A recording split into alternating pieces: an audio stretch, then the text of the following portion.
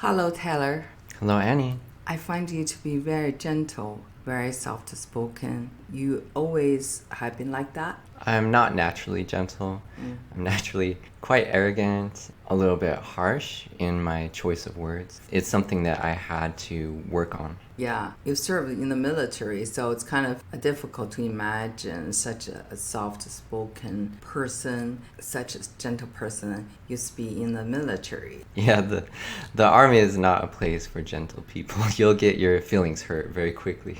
Why did you decide to be a gentle person? I want people to be comfortable around me, and the opposites of gentleness are not pleasant. One example would be competitiveness. Competitiveness results in some nasty interactions. Dismissiveness, bending the truth, making sure that other people don't look as good as you. And that discomfort around somebody, you can feel it, oh, that person isn't comfortable around me because I did this. And you feel it yourself. Some of my nastiest interactions at work were just simply competitiveness. And it's a little sad what competitiveness does to people. So, do you find gentleness to be a very desired quality? I find other gentle people to be very pleasant to be around. It's very relaxing. I don't have to stay on my toes or worry about what they're going to say, things like that. So it is very comfortable for me, and in my life I have felt the difference of people feeling more comfortable around me as well. I find some leaders to be soft-spoken, even Elon Musk. I don't remember, I don't know his name, but many years ago I listened to the speeches of the CEO of Cisco in Silicon Valley. He was very gentle as well. I mean, his voice is very soft. So do you think soft voice is the main quality of a gentle person? What else? Absolutely. It's at least half of it, because when you're talking with somebody, the first thing you hear is the tone.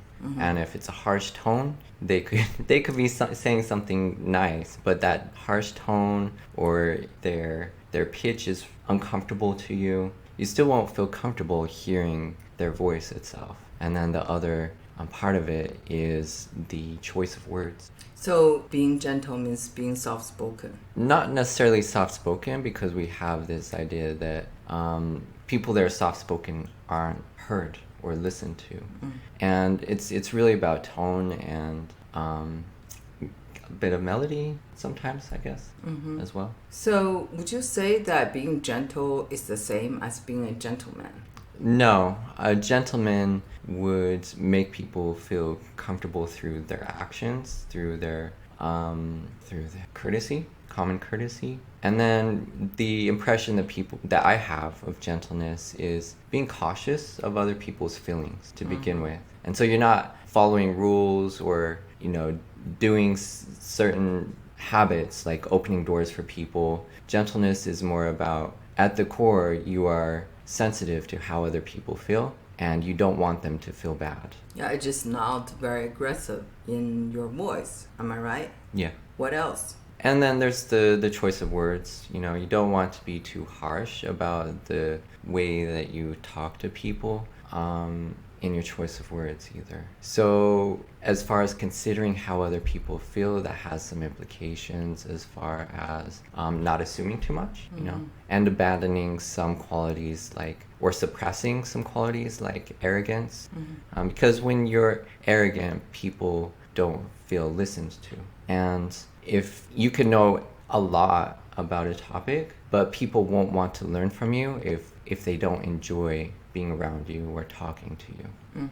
You open doors for others. You're very polite. So can you tell me, how does American society value this gentleman culture? So do you think politeness is very important in life? I do. I think that you'll attract different types of people if you're impolite. You'll attract more coarse people. You'll attract people that would keep you that way, and then reduce your opportunities in life, because some people will find you or the people you're around repulsive. But my question is that sometimes in some other culture, or some other places, if you are very gentle, you can be viewed as weak and people can take advantage of you. They can be very harsh to you. Would you change when you are in a culture like that?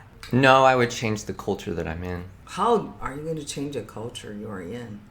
Just by avoiding certain people.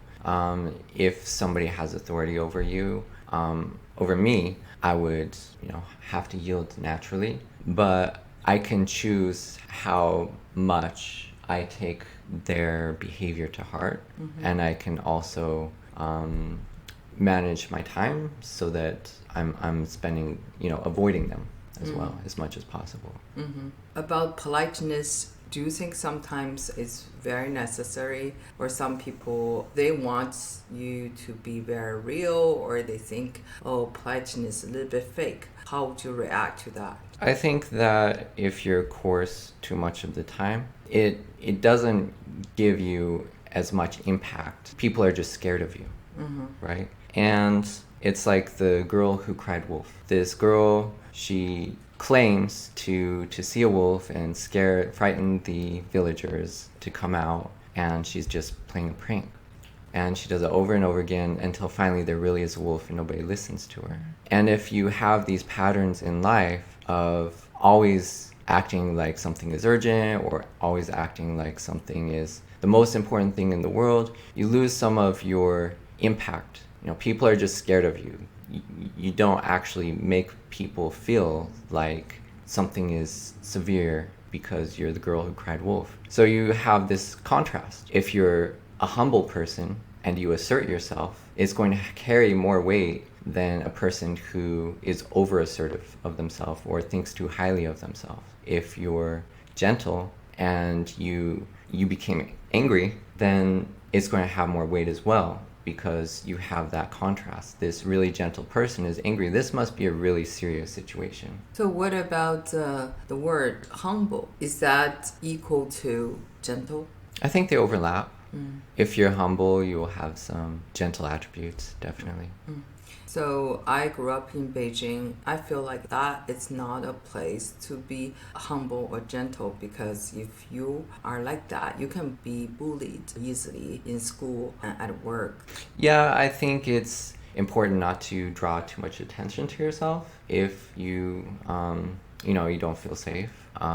So part of that is really, what do people think of you, Do they feel like you're a pushover, that you won't stand up for yourself? Or, are you balanced, And if you don't have that balance, then it can backfire at times. So what do you do if people take advantage of your kindness, politeness, and gentleness? I think one of the most powerful things is to just cut them off. They won't receive your gentleness or kindness anymore. I see. Do you think in general Americans are very polite? What's the percentage of people you think that are polite in America? I think politeness is a lot related to the crowd that you're in and the environment you are in. And I think politeness, just generally being cautious of other people's feelings, here in Texas is pretty high. I feel like Texas is pretty polite.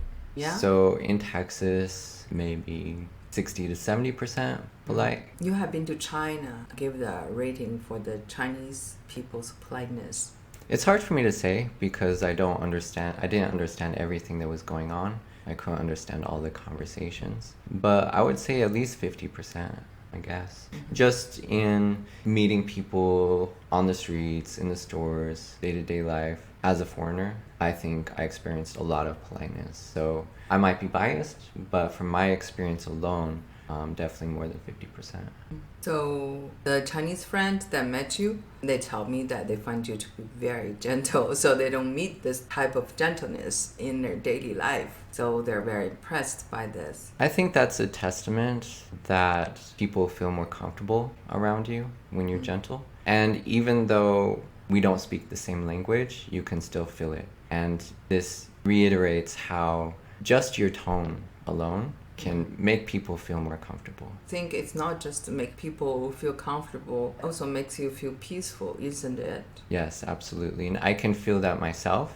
I feel more peaceful and I'm less harsh on myself. And It was hard for me because I had to develop gentleness because I wasn't naturally gentle. And at first I just had to fake it until I make it, you know? So how long did it take you to become this gentle? 7 years. I still had that arrogance, but I had to sit down and just listen to people, even when I knew they were wrong.